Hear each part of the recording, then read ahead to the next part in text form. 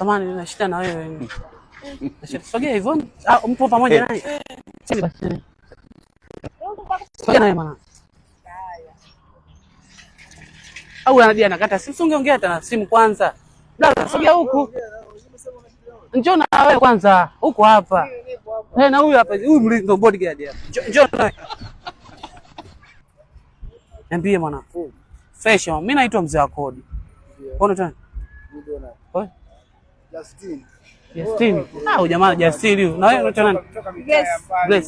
Grace hapa ex wako nani au nani wako? Mablaza zangu. Mablaza. Tulia wewe sana. Mimi nimemuelewa yani.